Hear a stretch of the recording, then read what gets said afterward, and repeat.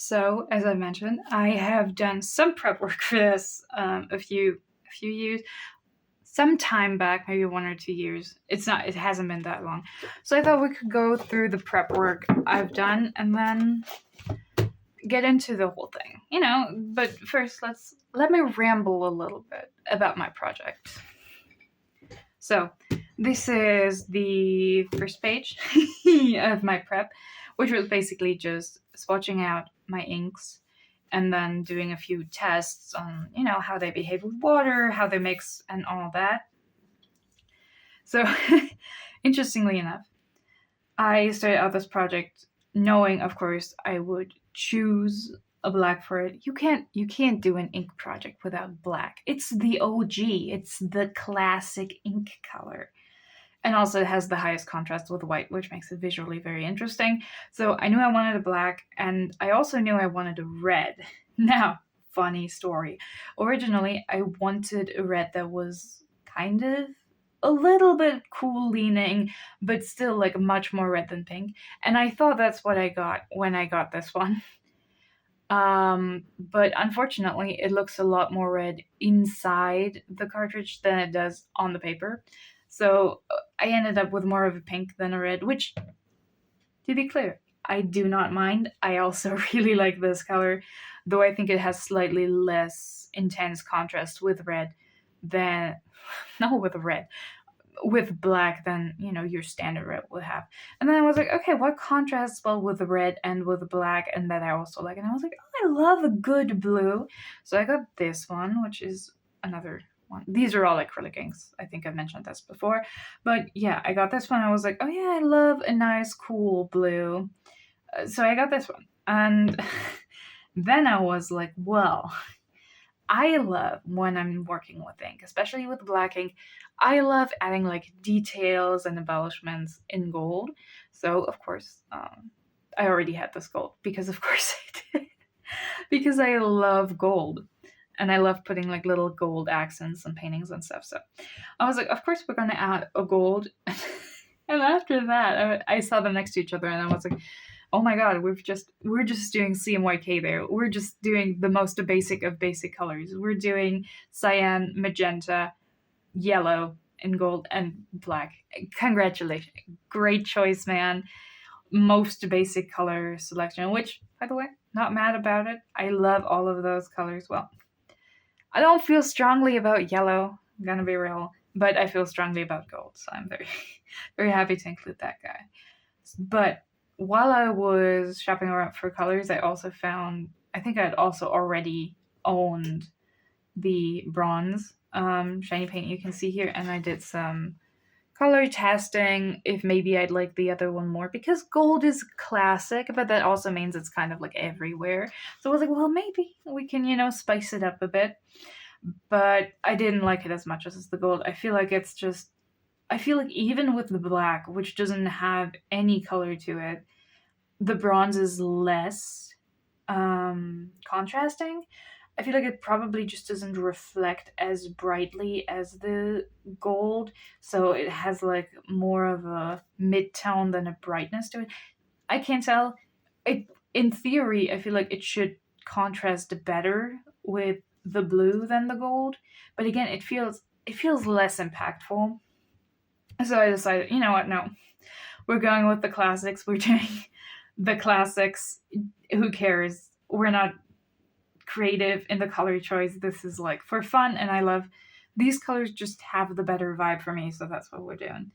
And then, as I mentioned, I did some flow tests to see how water reacts to it and how the ink reacts to being dropped in water, because I'm very used to using watercolors, so you'd think it translates, but it doesn't. Ink flows very differently. It's much heavier and doesn't move as much. You have to really put work in to get it to move. So it was good to get a reminder that it does indeed behave very differently than what I would like expect, just, generally, because I'm so used to a watercolor that flows well. And then I did some color mixing. I mixed my red and the black to get this really beautiful dark burgundy. I used the blue with the black to get like this deep green. I really like this color as well.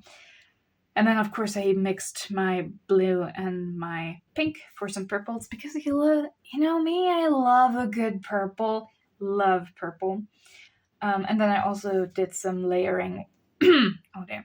Layering with the diluted inks. And, after doing these, I was like, you know what? As much as I like mixing them and I do love these colors, I'm not really looking forward to making illustrations that include these mixes, because what really drew me to the color combination was the contrast between these without being mixed. So how the red stands out from both the blue and the black, and vice versa, right? So as much as I love these mixes, I'm probably not gonna include them in any of the illustrations. And then, because it pays to be thorough, I did some more swatching. Ignore these were not for this project. These are just, I was swatching watercolors when I was putting together a palette, which I think I've also made a video about. But yeah, these were unrelated to the project. I just like using all of the paper. So I ended up in the time between planning the original project and like ever getting to it, I think this was like half a year to a year after I bought the initial inks. I was like, you know what? Maybe if I beef it up with more colors, it'll appeal to me more. So I did go and get a really, really intense red that's just very red, which I like a lot. It's really nice. And I also got a green because a good phthalo green, you can't go wrong with that. And I I had already owned the purple because of course I did. Of course I did. But I had to say, like, these didn't speak to me at all in the same way. I do love the purple with the black, but it also feels like these are more, these feel a lot more adjacent. There's very little contrast because the purple also gets so very dark. I'm totally up for doing like a set of illustrations with the black and the purple and the gold, probably. But not now. This is not for this project. And because, of course, I wanted to give the bronze ink another try and like give it a fair shake. But maybe with other colors, it'll, contrast better and I'll like it more. But I'll say again, I think I just much prefer the yellow. Even though, like, I would say from a color contrast, obviously on the phthalo green, the bronze has a much stronger color contrast. I still don't like it as much. I still think the yellow looks nicer. The gold looks nicer on it. And, maybe I'm just biased, let me know if I'm just, I'm just not giving the bronze a fair shake because my taste just doesn't align with it. But yeah, I tried them out and then I was like, no. Partially also because when I saw these two together, I was like, this is too Joker coded. We're not doing Joker here. Our society, we don't live in a society, so we don't need a Joker. But yeah.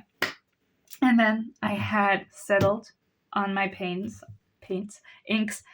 And so I thought, let's just do some little quick test paintings to see, how they work and, what I can get out of them.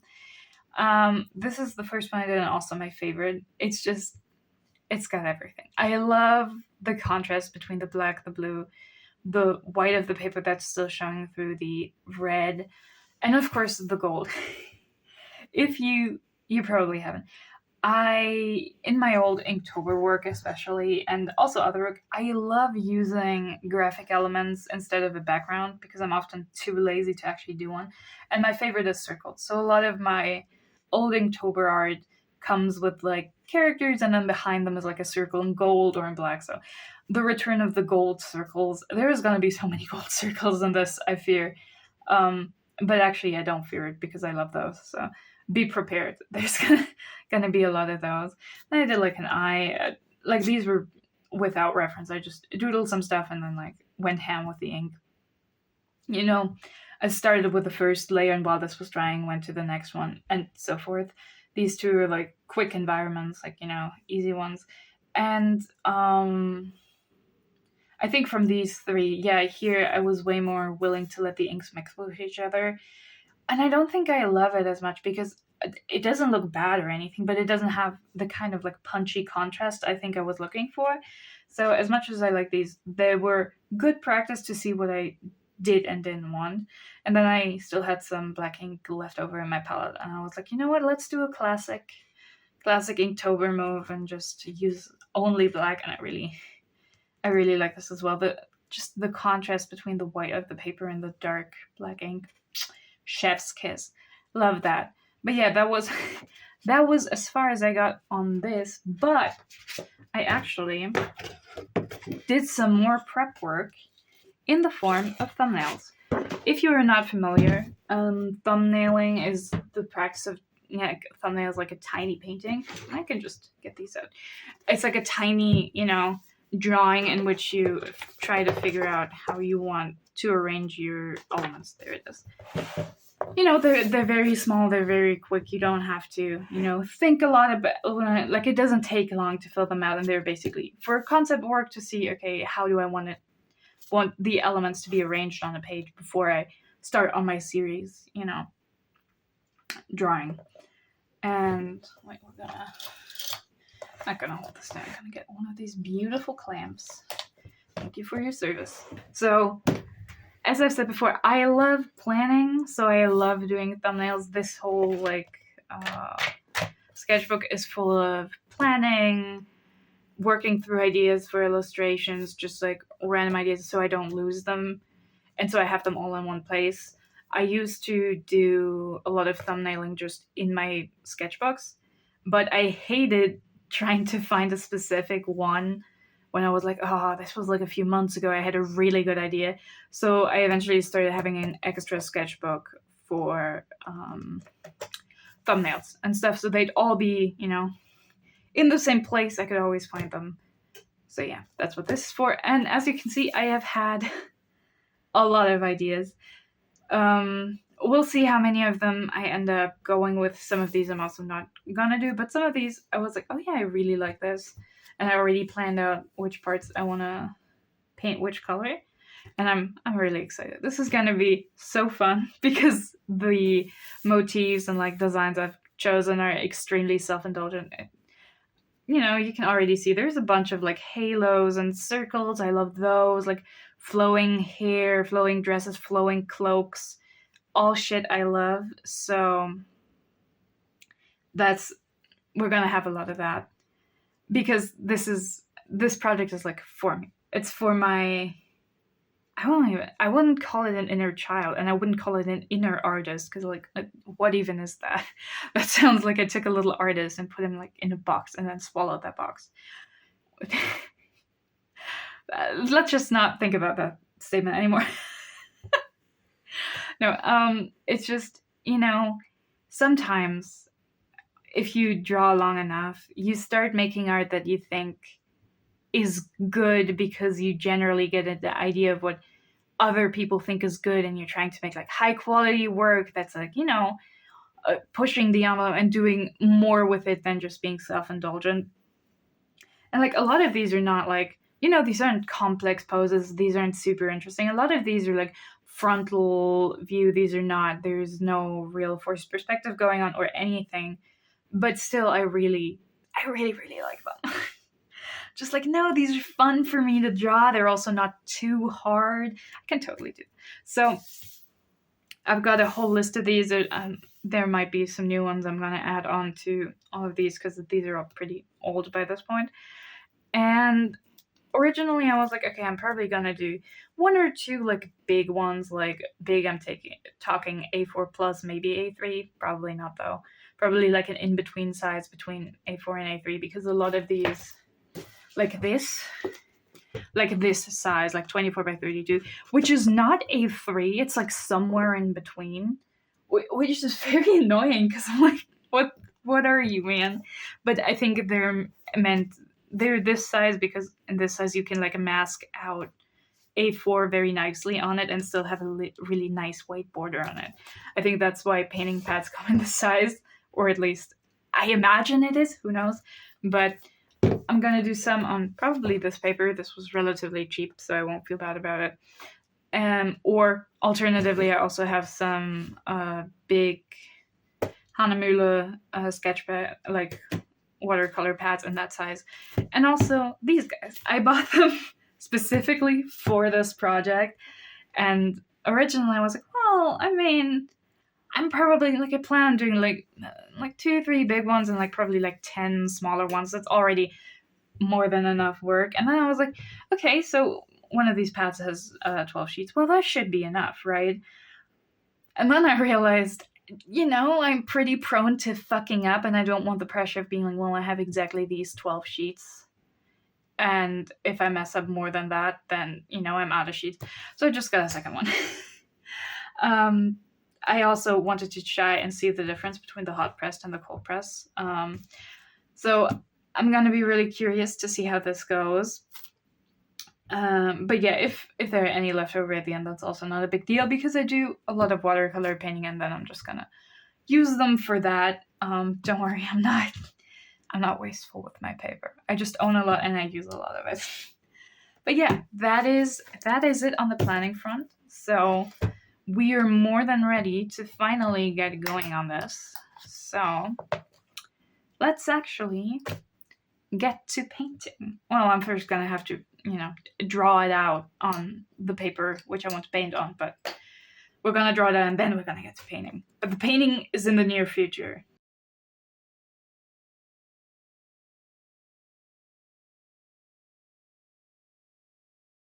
Okay, so I've gotten some painting done. I didn't record it because I was not feeling great.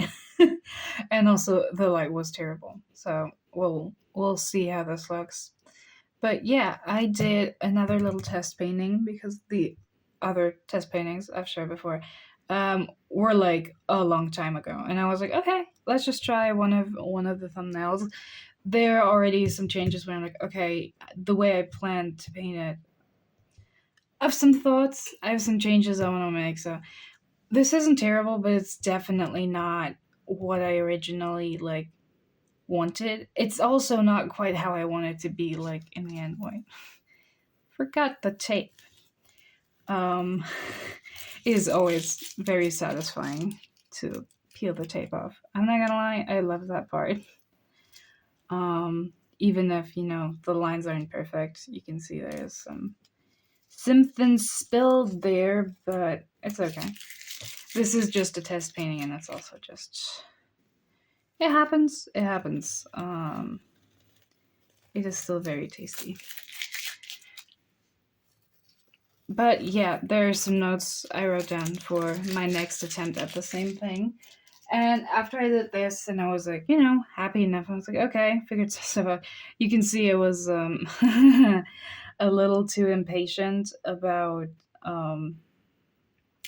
letting ink dry, so I went in too quickly. So a lot of stuff is like a little not ideal. Let's just call it not ideal. But it was fun, and I feel like I've learned enough from it, so I'm pretty content with that. And then, because I was full of confidence and maybe a bit hubris, I went and... Oh yeah, there it is. I need something to hold this down. Otherwise it gets annoying, because this does not like to lay flat without help. So I went and I painted this. This is based on that one thumbnail I already showed earlier. It is shiny. I really went ham with the gold here. It is not quite what I wanted either. I've noticed, especially afterwards, that the angle of the pose is a little off. I didn't go and do a sketch that I then transferred. I just went and drew right on the paper because, as I said, I'm using these, and these come in a... open up. These come in a block, so they are glued down, which is great because it means it doesn't warp as much when you're just painting on it and you don't, need to do anything about that. But the problem with that is that you can't use a light box or whatever to transfer a sketch over. So I drew right on the paper, and that also means that it's watercolor paper, so you don't want to erase too much. So I just went with what came down. Like I only did like minor changes and erased like a little bit of stuff. So this is not quite what I wanted. Like it's not bad. I do really like this. I really like how this turned out. I think I could have done a little more red, pink, whatever you want to call it. But I already like where this is. But also it doesn't have the same dynamism that the original sketch has. Like this bitch is heavy. I don't know how well you can see this. I hope it can focus on that, but we will see. If not, then I'll insert a close up. In the thumbnail, the character is twisted a little more away from the camera, so we don't get the back pretty straight on this one, and here it's a little bit more twisted, where we're more looking at the side, the left side of the body instead of the back, which then obviously adds more, like a different kind of dynamic to the entire pose, because the arms will be differently positioned and the head is differently positioned. So I'm gonna try again. I have I have started, which I also didn't record because I hate recording my sketching process. It's very recording things is like adding a little bit of stress, and I don't need this when I'm just sketching things out. I like being loose and going with the flow. So I have worked on like a rough sketch for a second version of this. I already like the first one. No real complaints there, but I just want to see how it looks differently. So do the rough sketch, gonna clean that up, and then I'm going to actually start taking the paper out of the watercolor block and transferring things over via Lightbox. And I thought we couldn't just go through them because I did some more sketches for different thumbnails on here. So this was my this was the first attempt at getting the thumbnail right, and it didn't turn out correct, so I'm doing a second one. And then I have a mermaid. This one is gonna go on a bigger sheet of paper. So these are not quite A5. These are, what are they? 17 by 24. And I also have bigger ones which are like twice the size, so 24 by 36 probably centimeters, not inches. We're European here, we're not doing inches. But yeah, this is for a bigger one. I have to have a mermaid in my lineup of characters. And this one, you can see also there's a lot of these ideas deal with like symmetry and like straight forward facing characters. So this is gonna be hard because symmetry is, it's easy in digital, but it's much harder on traditional media, at least for me. For me, it always looks a little off. But yeah, here we have one that's going to be with symmetry. It's going to have like a sword and gold. I'm excited for that.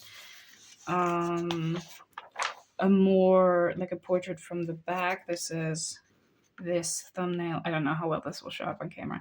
But yeah, this one, which I'm also excited about. Then this, I'm also gonna paint in a bigger version. This is what the test painting was about, and I already noted down some changes I wanted to make in the next version. Let's see how that turns out. And then I have one that I'm not really sure about. This one is based on an old Inktober thing I did, and I really like the one I did there. But I don't feel great about the sketch, so I might just leave this out, or I might just try and see how it goes and then be like, that's my least favorite, but someone's gotta be the least favorite. That's just how it goes.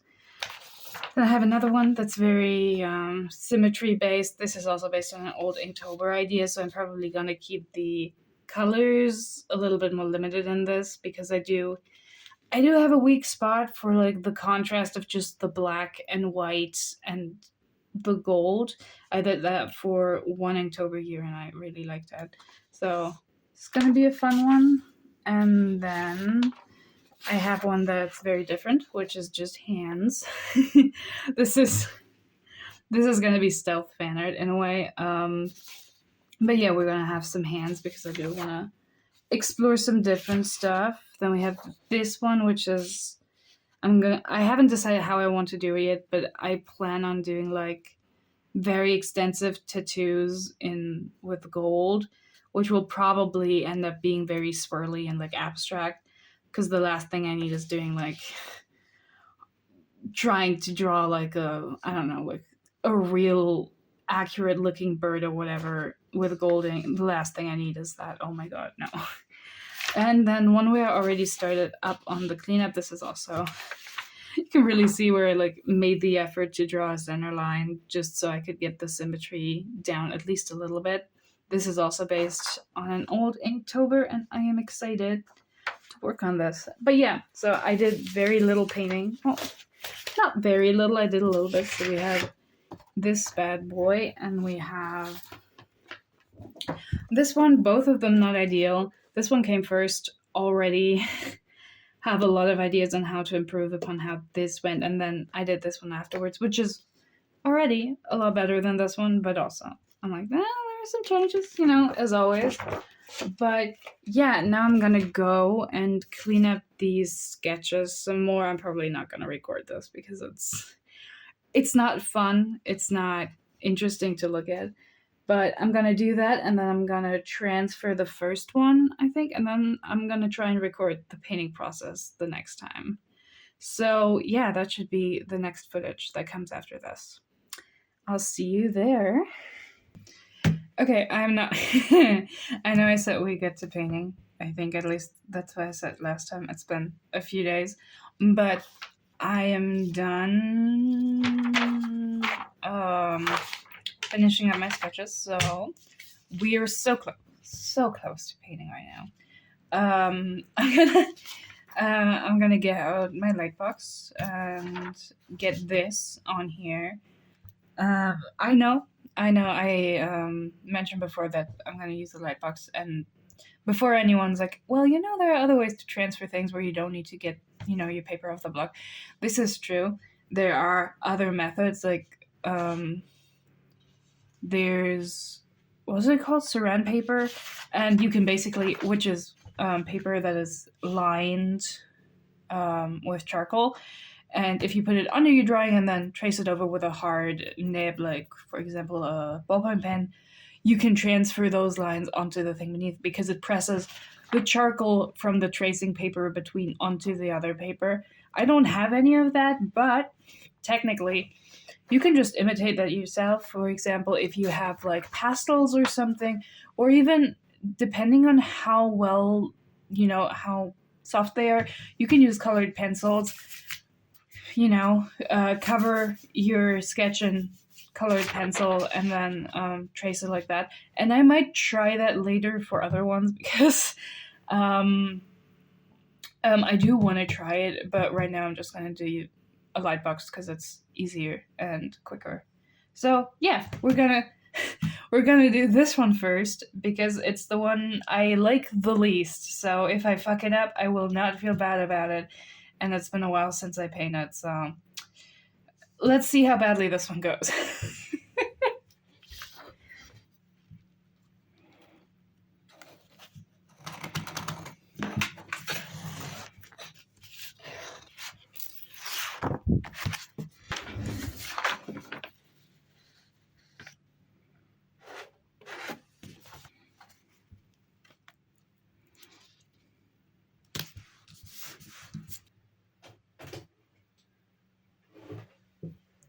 Well, fresh off the tracing, we've got this, and I don't trace like my line art straight onto the page, even if I were using line art, which I'm not because I'm painting this.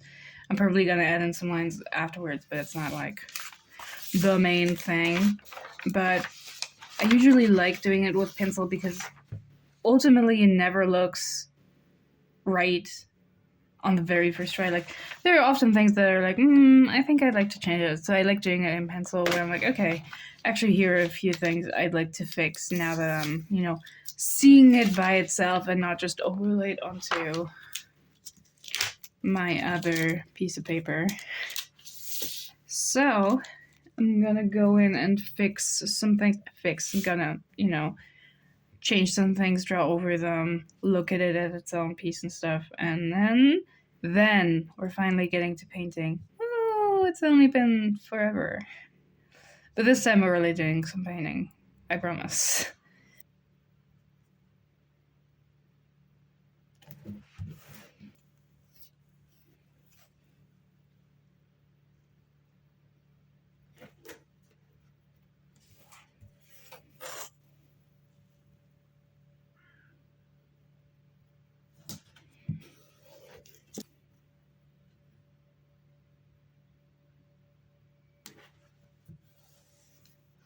Alright, we have made it. We're actually in a close vicinity to starting to paint, which is exciting.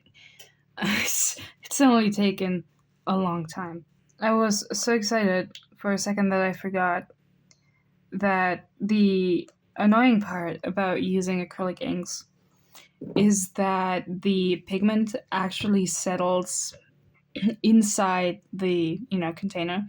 So you have to shake it very vigorously for a few minutes to actually get it into working condition. So I spent like the last 3 minutes wildly dancing around, shaking fucking paints,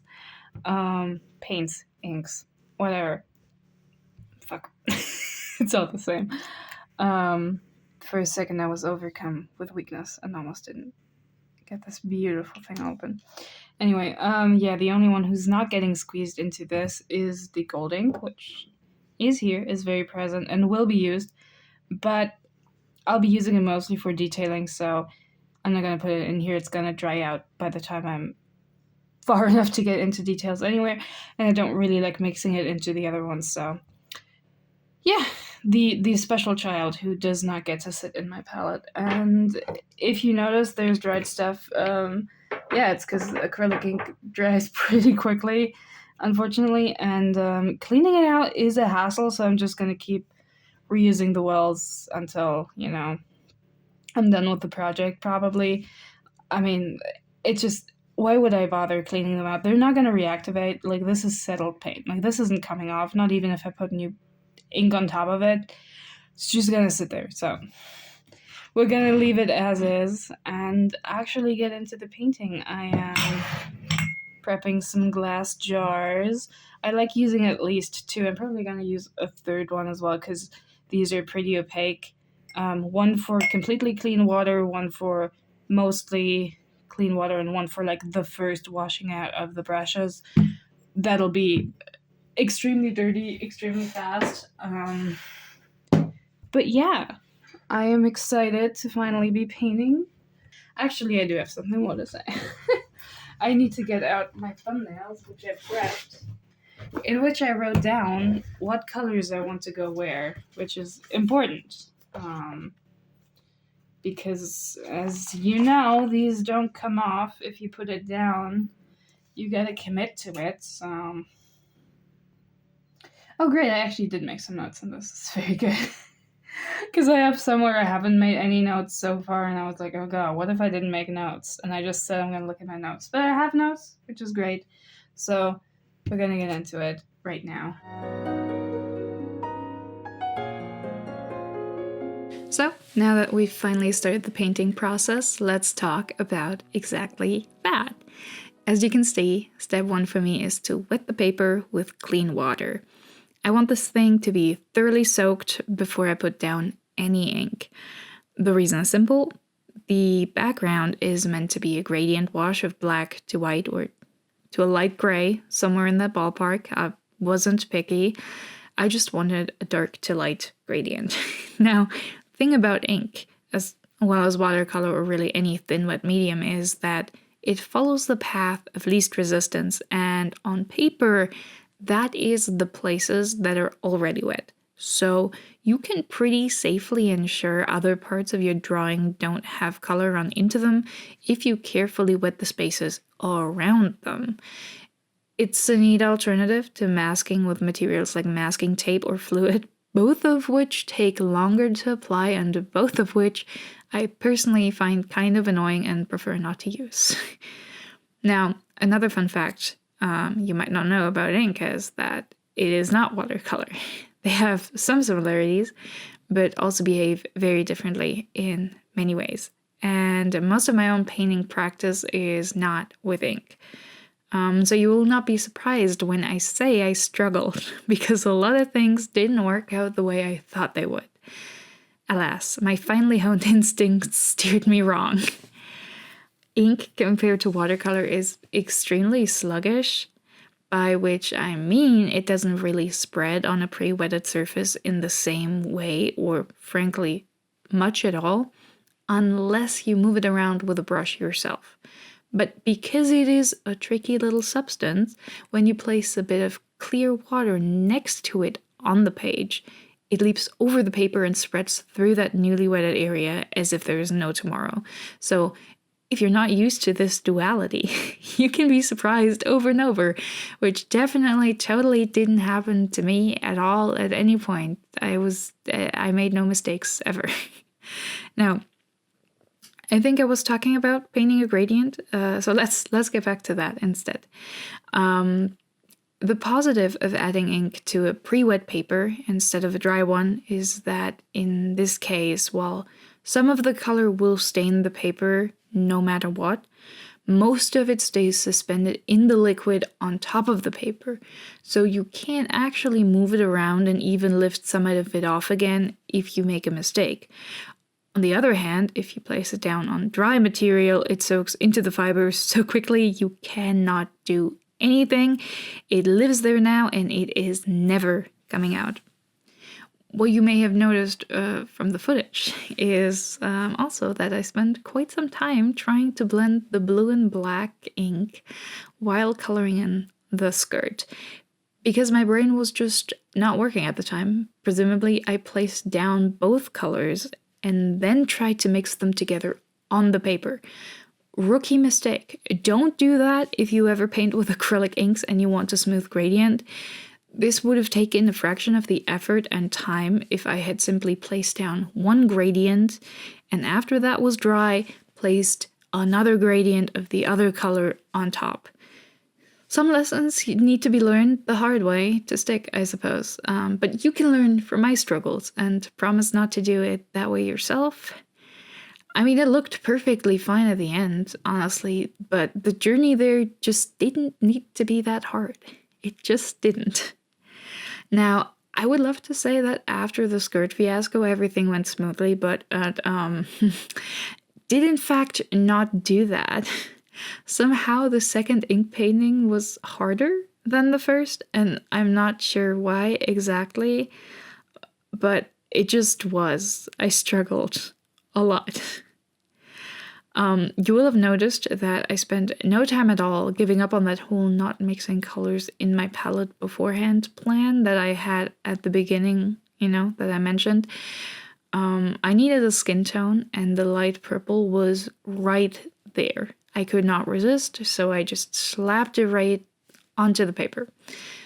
Sometimes you just gotta be quick on your feet and change plans.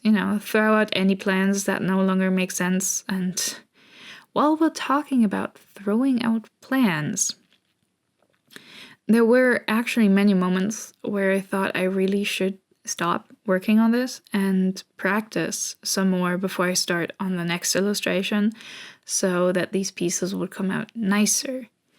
And then I would remember that this whole thing was meant to be a quick, fun, self-indulgent project. I genuinely estimated that each painting would take maybe 2 hours, no more. I really thought I'd just do quick pieces, have fun and move on. But because I'm insane, I couldn't actually do that. I wanted to make them good, or at least, not bad. And it certainly also doesn't help that because I wanted to keep my favorite nice watercolor brushes safe from the acrylic ink, I ended up working with brushes I don't use much either. Honestly, this was just all art supplies I was only kind of familiar with. Honestly, I also hadn't been painting all that much right before I started this project. I had actually spent the past few weeks before this working on the ink sketchbook, so there hadn't been time for painting, even if I'd been in the mood to do it, which I wasn't, on account of already being so busy drawing a bunch of ink critters every day, so.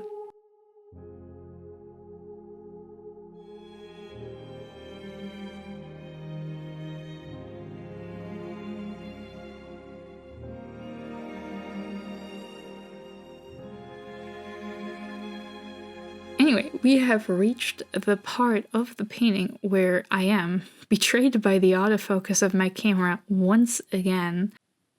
These are close-ups of the gold detailing, and they are blurry and out of focus, or at least in part. I still wanted to leave a bit of it in here just because, honestly, in hindsight, it's kind of funny. And also, when else could I possibly use this terrible footage? So I hope you enjoy.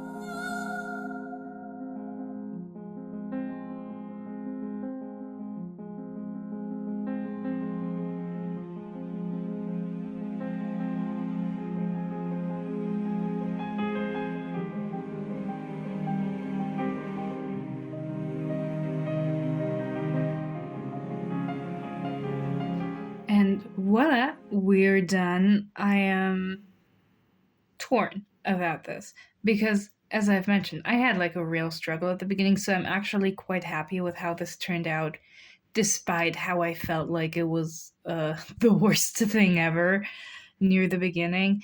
And I am a little bit sorry about not catching more of the line work on camera, but unfortunately, I usually bring my face very close for like the final details and like specific line work. So unfortunately, that just doesn't square with recording. It would be like mostly just my face and very little of the painting visible. But alas, we are done. I mostly started off with the gold detailing, and then I decided that I did want some black lines in there after all. I was torn between just doing dark lines and like a dark pink purple, but I really wanted to use what would you even call this in English? The quill, I think. So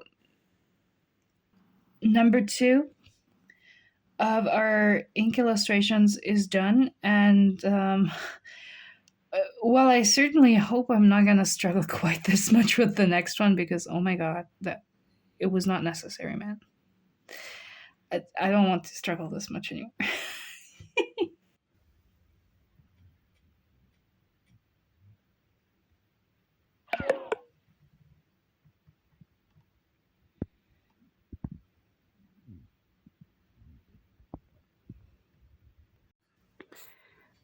Before I go, I actually thought it would be fun to make a little comparison. This was the original sketch, and this is the finished version. I think it's really interesting to see how it changes when like the lines get thinner and there's like color involved, because the volume and the perceived volume of parts of a painting change quite a bit depending on like color and line and like rendering. And I just always think that's like super interesting.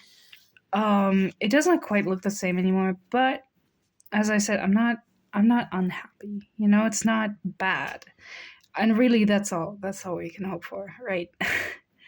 But yeah, only like I forgot how many I had, like 10, 12 of these left. So that's gonna be, yeah. Let's see how many years this will take me.